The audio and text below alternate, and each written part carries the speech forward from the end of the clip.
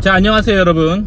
자, 오늘 이야기해볼 주제는 제목에서 보시는 것처럼 국뽕에 빠지면 안 되는 이유, 그것과 또 덧붙여서 제가 어떻게 실리콘밸리까지 오게 되었는지 그걸 알려드려 볼게요. 인생이란 건요, 우연처럼 보이는 일들이 연속인데 그 우연을 분석을 해보잖아요. 그러면 모든 일에는 다 이유가 있습니다. 그거를 잘 캐치하는 사람이 성공으로 가는 거고, 그냥 우연이네 하면은 아무런 발전이 없는 거예요. 자, 그러면 제가 어떻게 실리콘밸리에 왔는지, 여기까지 어떻게 오게 되었는지 얘기해 드려보자면, 일단 대학교 4년제 학부, 제가 한국에서 학부를 나왔는데 거기 인서울에 있는 학부를 나왔습니다. 인서울에 있는 대학교라 함은 뭐 제가 나온 학교가 초인류 명문대는 아니었지만 그래도 이 대한민국의 수도 서울에 있는 대학교란 말이에요. 인서울에. 그래서 대한민국의 트렌드, 그거를 아주 잘 알고 있는 학교 중에 한 군데였어요.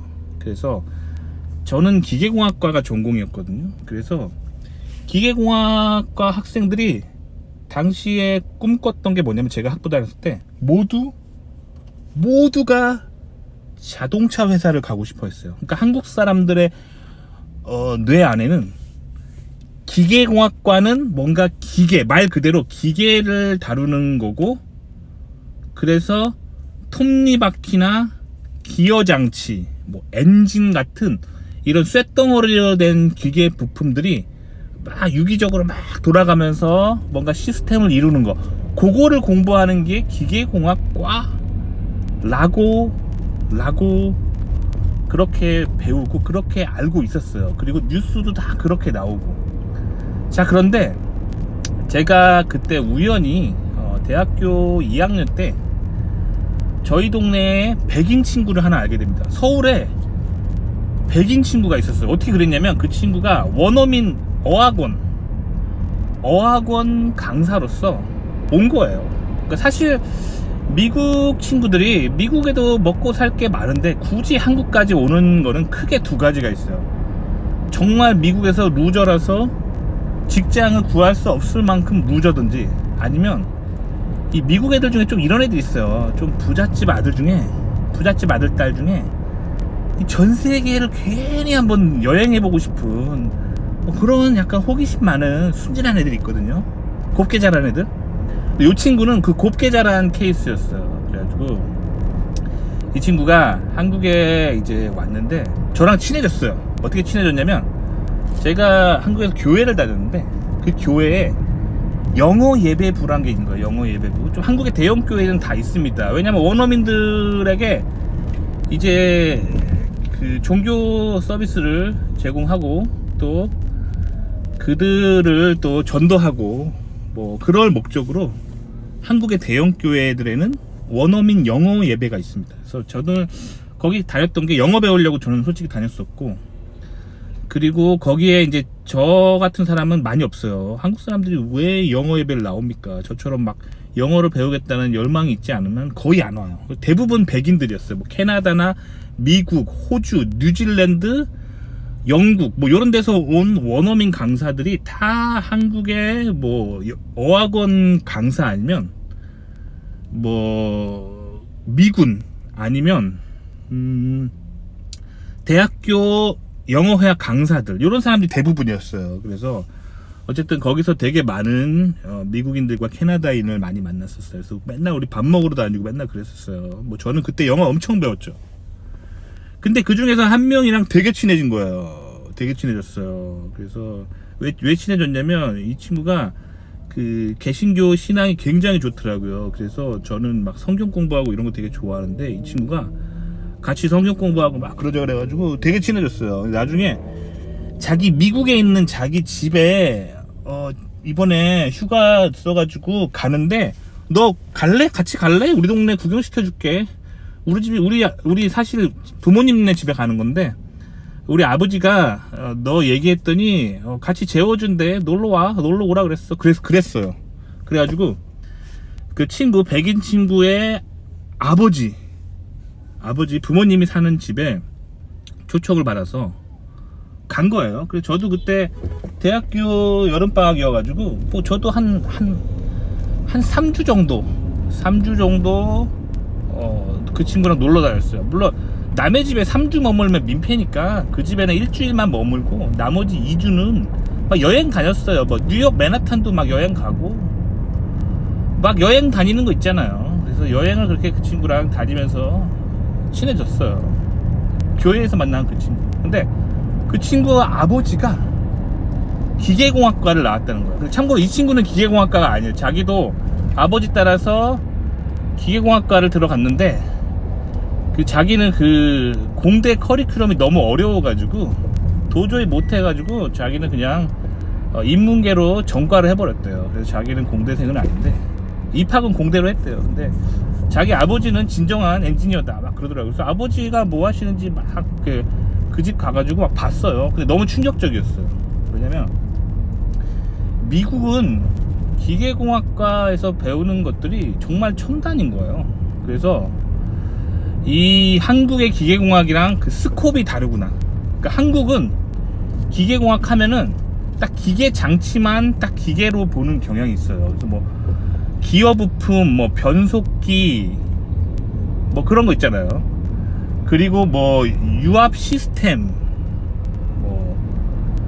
그리고 뭐 자동차나 뭐 디젤 엔진, 뭐 이렇게 기계 금속으로 돼 가지고 막 움직이는 거, 그거를 기계로 규정하는데 미국은 그렇지가 않은 거예요. 별걸 다 하는 거예요. 별걸 다 해요. 그래서 제가 그때 미국은 진짜 넓은 세상이구나라는 걸 깨달았고, 그리고 기계공학이 무엇인지 그 미국인 엔지니어 그 아버님한테 막 물어봤어요. 기계공학은 어떻게 생각하십니까? 막 물어봤는데 개념이 완전 다른 거예요. 한국의 기계공학의 기계라는 번역이 틀렸다는 걸 알게 됐습니다.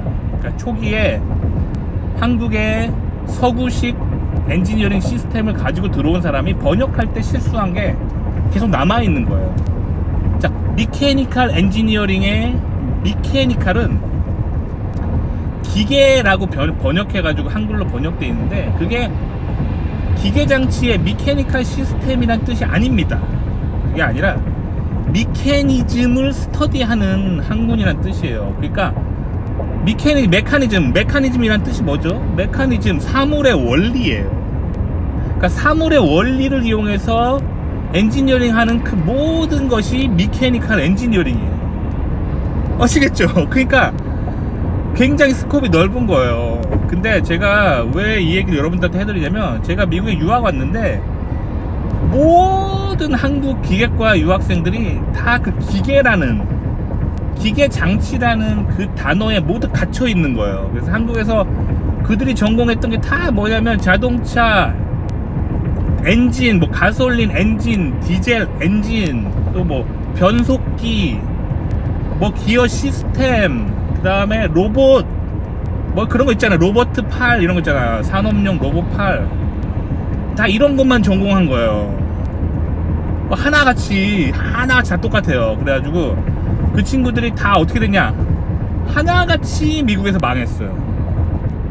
미국에서 박사까지 하고 미국 취업이 왜 안 되는 줄 알아요?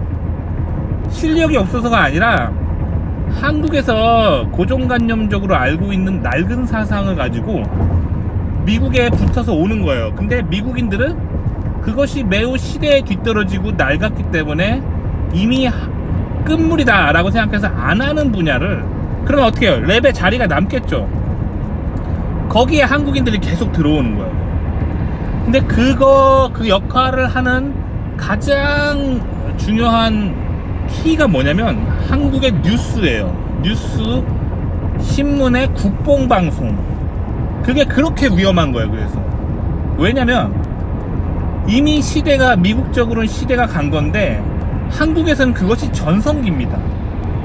이 관계를 아셔야 돼요. 그러니까 미국 사람들은 이게 이제 끝물이고 첨단이 더 이상 아니고 노동집약적이라서 그래서 아시아가 주로 할 것 같으면 이제 야 끝물이다, 손 털자, 쥐쥐 치는 거야. 쥐쥐 치고 굿게임이었어 하고 이제 손 털고 싹 빠집니다. 그 끝물을 당연히 어떻게 하겠어요? 한국이 먹는 거죠. 왜냐면 한국은 이렇게 미국이 전성기로 뭐 하는 거를 건들 수가 없어요. 미국의 자금력을 쫓아갈 수가 없기 때문에. 그래서 미국이 손 털고 나가는 분야를 재빠르게 먹는 거예요. 그게 한국이 이공계가 되게 잘하는 거예요. 그렇기 때문에 한국에선 그게 큰 돈이 오는 시장이기 때문에 이제 한국 뉴스에서 정책적으로 빵빵 띄워줍니다. 그러니까 한국에서 전 국민이 아 저거 괜찮은 거다, 저것을 첨단이라고 느끼는 거야. 그러니까 미국은 끝물이라서 손 털고 나가는 거를 한국은 와 첨단이다 이러고 뉴스를 빵빵 때리는 거예요. 아시겠죠? 대표적인 예가 로봇이에요. 제가 이 유학을 갔던 그때가 2008년이었거든요. 그때도 기계과 사람들이 로봇 컨트롤 하는 사람 되게 많았어요. 기계과에 뭐 로봇 그 있잖아, PID 컨트롤 해가지고 센서랑 액추에이터 컨트롤 해가지고 뭐 산업용 로봇 파일 컨트롤 하거나 뭐 2족 보행, 4족 보행, 뭐 6족 보행 이런 거 하는 거 있잖아요. 컨트롤 하는 거. 다 그걸 한 거. 2008년 얘기하는 거, 지금 2023년 얘기하는 게 아니라 2008년 얘기하는 겁니다. 제가 유학 갔을 때 다 그거 하고 막 첨단이라고 생각하고 오는 거예요. 미국은요 그걸 안 해요. 안 한다기보다는 끝물이어가지고 미국 애들이 손 털고 나가는 분야에 랩에 자리가 많이 남으니까 막 한국 애들이 막 들어오는 거예요. 그럼 미국 애들은 뭘 하냐? 그 당시 2008년에 GPU 테크놀로지를 공부하고 있었어요. 기계과 애들이 GPU 테크놀로지를. 아 이게 진짜 이게 시대가 진짜 지금 2023년 이제 막 한국 뉴스에서 뭐 GPU가 뭐 좋네 하면서 막 뭐 주식 관련 그 뭐냐 주식 뭐 블로거나 뭐 주식 개인 방송하는 사람이나 뭐 주식 방송 뉴스에서 이제야 때리는데 2008년에 미국에서는 GPU 붐이 2008년 이전부터 있었어요. 아 정말 충격적이죠. 그래서 미국 애들은 기계과 애들이 다 GPU 테크놀로지를 막 하고 있었어요. 아시겠죠? 저는 원래 그 미국을 한번 경험했잖아요. 친구 아빠네 집에 가가지고 한번 충격적인 걸 보고 왔기 때문에 이미 정신이 번쩍 든 상태였단 말이에요. 그래서 기계과들이 하는 고리타분한 뭐 자동차 엔진, 뭐 가솔린 엔진, 디젤 엔진, 뭐 변속기, 연료체 시스템, 뭐 유압 시스템, 뭐 요런 거는 와 진짜 이제 미국에서 완전 원시인들이랑 하는 거다 라고 이미 감각을 가지고 있었기 때문에 GPU 테크놀로지를 저는 박사 때 전공을 했습니다. 덥석 물었단 말이에요. 그 결과 미국 애들이 핫하다고 생각하는 걸 덥석 물었기 때문에 지금 실리콘밸리에 있는 거예요. 그리고 그때 같이 공부했던 디젤 엔진, 가솔린 엔진, 뭐 연료체 시스템, 변속기 공부했던 애들은 전부 날아갔어요. 취업이 안 돼가지고 다 한국 돌아갔는데 이제는 한국에서도 그런 전통적인 기계는 한물 갔잖아요. 그러니까 한국 국뽕이 이렇게 무서운 거예요. 그 기자라는 사람들은 그 사람들 전공을 까보세요. 공대 출신이 아니에요. 제가 뭐 인문계 비하하려는 게 아니라 공대 출신이 아니라고요. 기술을 몰라요.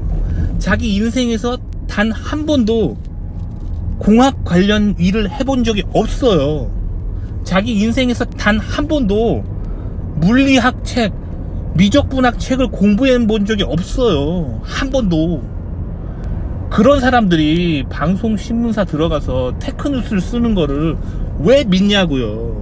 그럼 그 사람들이 왜 테크뉴스를 그렇게 쓰겠어요?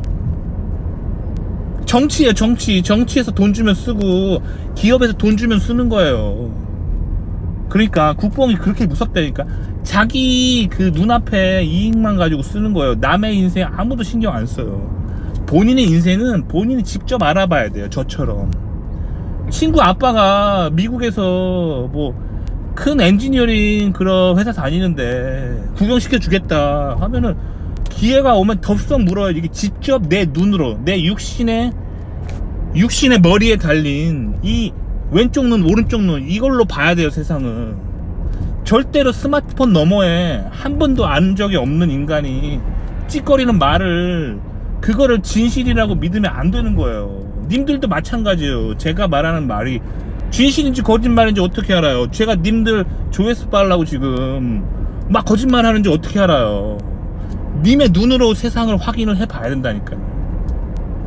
근데 안타깝게도 사람은요, 듣기 좋은 말과 그냥 스마트폰만 키면 스크린 너머에 나오는 그 메시지를 더 잘 믿어요. 왜냐면 그게 더 쉽거든요. 자기 육신의 눈으로 거길 들여다 보려면 얼마나 귀찮아요. 직접 차 타고 어디 가가지고 누굴 만나고 직접 봐야 되기 때문에 귀찮아요. 그래서 이 사람들이, 요즘 현대인들이 스마트폰 스크린 너머에 보이는 그 세상을 진리라고 믿어버려요. 거기서 모든 실패가 나오는 거예요. 세상은 실제로 봐야 됩니다. 제가 너무 답답했던 게 이 채널을 운영하면서 지금 20대 여러분들이 너무 답답했어요. 왜냐면 스마트폰 너머, 스크린 너머로 보이는 이면 세계가 진리라고 믿는 사람이 되게 많더라고요. 진리가 아닌데 스마트폰 너머의 모든 세상은 누군가 자신의 조회수를 빨기 위해서 거짓말하는 테크닉이 들어갔다는 것을 꼭 인식하셔야 돼요. 그 개념이 있어야지만 이 인공지능 미디어 시대에 살아남을 수가 있는 거예요. 본인의 육신의 눈으로 본 세상만을 믿고 스마트폰 스크린 너머로 보이는 세상은 절대 믿으면 안 됩니다. 자, 2008년 얘기 그만하고 이제 2023년 얘기해 볼게요. 어제 뉴스를 보다가 제가 너무 여러분들이 걱정됐습니다. 자, 어제자 뉴스에 뭐라고 나왔냐면 한국의 한 명문대가 세계적인 로봇 대회에 나가서 1등 했다라고 하면서 한국이 세계 최고의 기술을 가지고 있다라고 국뽕지라는 그 뉴스였어요. 당연히 어떻게 했어요? 그 뉴스 클릭수 엄청나겠죠. 그리고 한국 사람들 너무 흐뭇해하면서 호호호 하면서 껄껄껄 어제 하루 행복하셨겠죠. 근데 이 두 발로 걸어다니는 로봇이나 뭐 네 발로 걸어다니는 로봇 있잖아요. 그 기술은 절대 첨단이 아닙니다. 그건 로봇 기술이라기보단요, 모터 컨트롤 기술이에요. 그거는 로봇 기술이 아니에요. 근데 한국에서 왜 그걸 로봇이라고 하는지 모르겠어요. 로봇 아닙니다. 그냥 모터 온오프 하고 모터 속도 조절하는 아주 저급의 기술입니다. 아시겠죠? 그러면 무엇이 좋은 기술이냐? 미국에서 로봇 하는 거는, 미국 기계과 사람들이 로봇 하잖아요. 그럼 뭘 하는지 알아요? 딥 러닝, 뉴럴 네트워크 이런 걸 공부합니다. 컴퓨터 사이언스 전공이 인지 아닌지 모호할 정도로 아주 어드밴스드한 인공지능 공부하고, 실제로 미국의 기계과 박사과정의 커리큘럼과 미국의 컴퓨터 사이언스의 커리큘럼, 이게 겹치는 게 되게 많아요. 그러니까 저도 박사 때 제가 나왔던 학교 컴퓨터 사이언스 대학원 수업을 들었어요. 박사과정 수업을 들었다고요, 제가. 그런데 웃긴 게 뭐냐면, 뭐 예를 들어 볼게요. 그 수업 이름이 뭐 CS501이라는 수업이 있다고 쳐봐요. 뭐 CS501, CS601 뭐 이런 게 있다고 쳐봐요. 그러니까 보통 미국은 수업 코드가 어떻게 시작하냐면 100번대로 시작하면 1학년 수업이고 학부, 200번은 2학년 수업, 300번은 3학년 수업, 400번은 4학년 수업이에요. 그리고 500번부터는 이제 석사나 박사들이 듣는 수업이고, 600번, 700번 대 수업들은 박사들만 들을 수 있는 수업이에요. 아시겠죠? 그러니까 이 CS501 뭐 이런 수업 들어가면은 컴퓨터 사이언스 박사들도 듣고 컴퓨터 사이언스 석사들도 듣는 이런 수업이에요. 교수가 저한테 이 CS501을 듣고 오래요. CS501을 듣잖아요? 그럼 거기 기계과 애들이 되게 많아요. 왜냐면 CS501을 듣잖아요? 그러면 기계과 학생이 들으면 그게 ME501이 되는 거예요. 기계과 대학원 수업이 되는 거예요. 이해 가셨나요? 그리고 만약에 그 화학과 화공과 사람들이 들으면 뭐 CME501이 되겠죠. 이런 식으로 구분이 거의 없어요. 그러니까 그 대학원 수업을 공유하는 게 되게 많아요. 그런 식으로 저는 컴퓨터 사이언스 수업을 되게 많이 들었어요. 그러니까 컴퓨터 사이언스 박사랑 기계과 박사랑 거의 차이가 없는 거예요. 입학을 어디로 했느니만 다른 거고. 이런 식으로 미국은 자기 전공을 마음대로 가져갈 수가 있어요. 근데 한국은 어떻죠? 인공지능 회사가 있다고 쳐봐요. 그러면 기계과 박사라 그러면 한국 사람들은 편견을 가지고 봐요. 저 사람 인공지능 별로 못하겠는데? 컴퓨터공학과 인공지능 출신 뽑아야 되는데? 이런 소리를 왜 하냐면은 본인이 어떤 사람의 능력을 평가할 능력이 없기 때문에 면접관들이. 그러니까 겉으로 보이는 과 이름을 중요하게 생각한단 말이에요. 아시겠죠? 근데 미국은 사람을 붙이고 떨어뜨릴 때 면접을 봅니다. 그러니까 아무리 명문대 기계과를 나오든 아무리 명문대 컴사를 나오든 의미 없어요. 본인이 인공지능 회사에 지원하면은 그 면접에만 통과하면 되는 거예요. 저는 면접 통과할 수 있죠, 당연히. 실리콘밸리에 뭐 컴퓨터 회사나 인공지능 회사 면접 통과할 수 있죠. 왜일까요? 박사 때 컴퓨터 사이언스 수업을 많이 들었기 때문에 지식이 있습니다. 그거예요, 그거. 그러니까 그런 것 때문에 어쨌든 미국의 기계과에서는 인공지능 수업을 굉장히 많이 듣는다. 아시겠죠?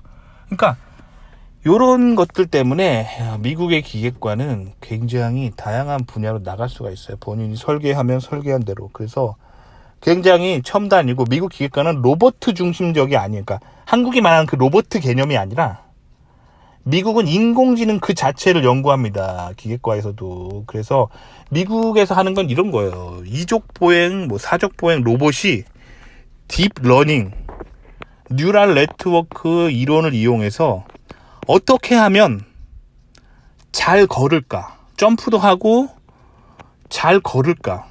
그 인공지능 알고리즘을 연구하는 거예요. 자율주행, 자동차에 쓰는 그 인공지능 알고리즘을 연구한다고요.